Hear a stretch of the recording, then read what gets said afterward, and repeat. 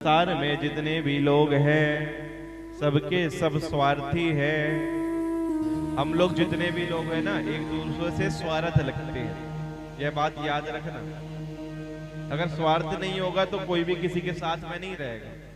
एक जगह कथा चल रही थी, एक संत जी ने यही बात कह दी कि जितने भी लोग हैं दुनिया में, चाहे माँ बाप हो चाहे पुत्र हो, हर किसी के अंदर स्वार्थ है एक दूसरे के लिए, तभी साथ रहते। स्वार्थ नहीं होता तो साथ भी छोड़ देते।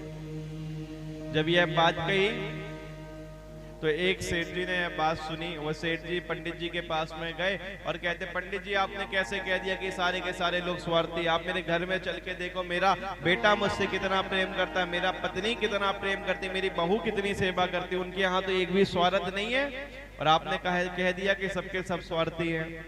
पंडित जी ने समझाया पर उसे बात समझ में नहीं आई। तब पंडित जी ने कहा, अच्छा सेठ जी ऐसी बात है तो मैं आपके साथ में चलता हूं, पर जैसा जैसा मैं कहूंगा वैसा वैसा आपको करना पड़ेगा। अब सेठ जी को समझा दिया कि जब मैं मरने की एक्टिंग करूंगा तो आप मरने की एक्टिंग करना चालू कर दें। सेठ जी पंडित जी को लेकर के घर में गए और घर में जैसे ही गए बोला, बहू पत्नी बेटा देखो संत जी आए हैं, पंडित जी आए हैं। सारे के सारे लोग दौड़ करके आए, एक एक करके प्रणाम करने लगे। सेठ जी देखने लगे, देखो मेरे घर वाले मेरी कितनी बात सुनते, मैंने एक बार कहा सारे के सारे लोग दौड़ करके आने लगे। इस बात को सुनकर के सेठ जी तो बड़े प्रसन्न हो गए, पंडित जी की तरफ इशारा करते, देखा कितना मानते हैं मेरे घर वाले मुझे। पंडित जी ने कहा, बात तो आपकी सच है, रुको अभी सेठ जी आप एक्टिंग करना चालू कर दो। इशारा कर दिया, अब चालू कर दो नाटक। जैसे एक्टिंग करने के लिए कहा, सेठ जी ने किया क्या, अपनी छाती में हाथ रखा और वहीं लेट गए। अटैक आने की एक्टिंग करना चालू कर दिया। क्या कर दिया? अटैक आने की एक्टिंग करना चालू कर दिया। पत्नी छाती दबाने लगी, जो बेटा था हाथ पैर मलने लगा, बहू हवा करने लगी। सारे के सारे सेठ जी को उठाने का प्रयास करने लगे। सेठ जी लेटे लेटे एक्टिंग करते करते सोच रहे, मेरे घर वाले मेरी कितनी चिंता करते हैं, मेरी कितनी सेवा करते हैं। मन में विचार कर रहे थे। अब जब उठ नहीं रहे हैं सेठ जी को पंडित जी ने कहा था कि जब तक मैं ना कहूं जब तक उठना मत, जब तक मैं कहूंगा नहीं जब तक आप उठिएगा मत। और ना तो सांस लेने की एक्टिंग करना कि जिंदा हो, ऐसी एक्टिंग करना कि जैसे आप मर गए। सेठ जी सांस रोक करके रुके हुए थे। जब देखा कि सांस आ ही नहीं रही है पिताजी के शरीर से, तो बेटा तुरंत दौड़ा दौड़ा जो संत जी खड़े उनके पास में जाता है और कहता है, अरे संत जी देखो ना मेरे पिताजी को क्या हो गया, आप देखो तो सही। संत जी आते हैं, सेठ जी की नाड़ी पकड़ते हैं और सेठ जी की नाड़ी पकड़ के कह देते हैं कि अरे बेटा तुम्हारे पिताजी तो मर गए। क्या हो गए? आपके पिताजी तो मर गए।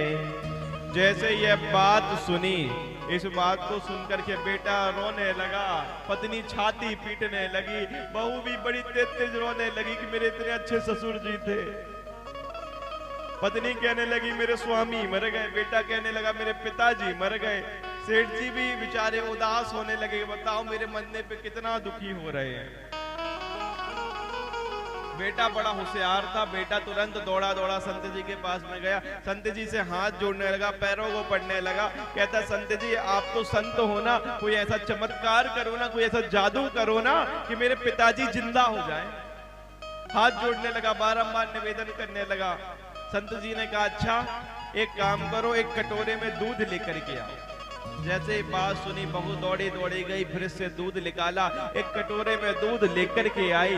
बेटे ने ला करके उस दूध को संत जी के हाथों में दे दिया। संत जी ने कुछ मंत्र पढ़ दिए, मंत्र कुछ थे ही नहीं, नाटक कर रहे थे संत जी। मंत्र पढ़ के फूंक दिया बस। संत जी ने तीनों को बुलाया, तीनों खड़े हो जाओ। माँ खड़ी हो गई, बहू खड़ी हो गई और तो और बेटा खड़े हो गए, तीनों के तीनों एक लाइन से। संत जी ने वो कटोरा आगे किया और कहते हैं कि ये कटोरे में दूध है, इसमें मैंने मंत्र पढ़ दिया है, जो इस दूध को पिएगा वो मर जाएगा और सेठ जी जिंदा हो जाएंगे। क्या होगा? जो इस कटोरे के दूध को पिएगा वो तो मर जाएगा और सेठ जी क्या होंगे? जिंदा हो जाएंगे। अब बेटे को कहा, बेटा तू तो कह रहा था मेरे पिताजी मर गए, मेरे तो प्राण धन थे पिताजी, ले बेटा तू पी ले दूध। बेटा कहता, अरे मेरे पिताजी तो बुढ़े हो गए थे, इनने तो सारी दुनिया देख ली, मैंने तो कुछ देखा भी नहीं, मैं दूध पीने वाला नहीं हूं। पत्नी को कहते हैं, बेट लो, आप तो इनकी पत्नी हो, आप दूध पी लो। पत्नी कहती है, अरे अभी तो मेरे पतिदेव तो बूढ़े हो गए थे, अभी तो ये खत्म हुआ, अभी तो मेरे मायके वाले जिंदा है ना, अभी तो भाई भौजाई के लड़के बच्चों की भी शादी देख रही है, मैं दूध पीने वाली नहीं हूं। बहू से कह रहे हैं, बहू तुम दूध पी लो, तुम कह रहे थे मेरे इतने अच्छे ससुर जी खत्म हो गए। बहू कहती है, अरे पंडित जी मैं मायके से ससुराल इसलिए आई थी क्या कि ससुर जी को जिंदा कर दूंगी, मैं टपक जाऊंगी, मैं दूध पीने वाली नहीं हूं। सेठ जी लेटे लेटे देख रहे थे, सेठ जी को बड़ा उदासता आने लगी, लेटे लेटे सब सुन रहे थे।